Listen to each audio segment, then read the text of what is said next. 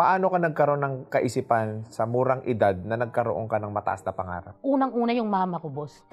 Pagdating sa mama ko Sobrang bait kasi ng mama ko. Kapatid ko, hindi na naniniwala sa akin. Tatay ko, hindi na naniniwala. Mama ko, very supportive yung mama ko sa akin. Na dumating sa point na kahit puro katarantaduhan na yung ginagawa mo sa buhay, palakol lahat ng grades mo, lagi sila sabi ng mama ko, makakabawi ka rin. So sabi ko sa mama ko, gusto ko dumating sa time na makabawi ako sa kanya. Isa po yun sa pinanghugutan ko na gusto ko i-travel siya, gusto ko sa bilhan ng sariling bahay, sariling kotse, na hindi namin nagawa nung bata ko. Kaya nung nawala siya, biglang bumaksak yung buhay ko. Nung namatay yung mama ko, during that time, tinawagan lang ako ng kapatid ko, pumunta ako ng ospital. So pagdating ko sa emergency room, patay na yung mama ko, inatake sa puso. Wala ka pang pera na. Kumita ako, tas lumagapak ako ulit sa negosyo. So hindi niya na-experience yung buhay na dapat gusto mo sana ipa-experience. Hindi ko ganun na ibigay, pero naparamdam ko sa kanya. Kasi napalaki ko yung tindahan, nabibigyan ko siya ng financial support every month, pero hindi pa ako tapos. Kumbaga kulang. Kasi during that time na namatay siya, bagsak ulit yung negosyo ko. Nung nakita ko siya sa ospital, kinagat ko pa yung paa. Hindi ko alam ba't ganun yung initial kasi nakita ko wala agad dugo Binuhat ko pa, kinalug ko pa Nasabi ko hindi pa pwede. Madami pa ako gagawin sa'yo. Kasi nagalit ako sa Diyos noon.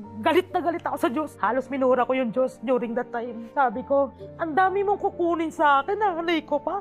Dapat ako na nga lang kinuha mo Dapat ako kinuha mo, minura ko yung Diyos. Galit na galit ako, 2 taon, galit na galit ako sa Diyos. Iniisip ko, mabait yung nanay ko. Ang daming masamang tao sa labas. Ba't hindi sila yung namatay? Ba't yung nanay ko pang napakabait? Yung buong buhay na naniniwala sa akin, sa pangarap ko, nakakampi ko, kinuha mo. Pumupunta ako everyday sa puntod niya. Nakamotor lang ako noon. Kasi bagsak negosyo ko Pinakausap ko yung nanay ko kamadaling araw. Sinabi na lang sa akin nung guard doon sa sementeryo, ma'am, uwi ka na, hindi na talaga pwede. Ilang years yun, boss. After 5 years, doon ko na may purpose pala talaga lahat. Hindi lahat na nangyayari sa buhay mo na ngayon ay bagsak ka, lugmok ka, lahat ng problema nasa iyo. Hindi pala yun para bumitaw ka sa kanya. Nakaka-inspire yung story ng buhay mo kasi maraming mga anak ngayon ang nanonood na maaaring matanda na rin yung mga magulang nila. Parehas kayo ng pangarap na gustong sana nila na mabalikan nila yung mga magulang nila. Pero ang malaking challenge is hanggang ngayon wala pa rin sila. Sa maliit na mga pamamaraan, paano nila po pwedeng iparamdam sa mga magulang nila na buhay pa ngayon yung pagmamahal nila? Ako unang-una, boss, kung wala ka pang pera, yung time.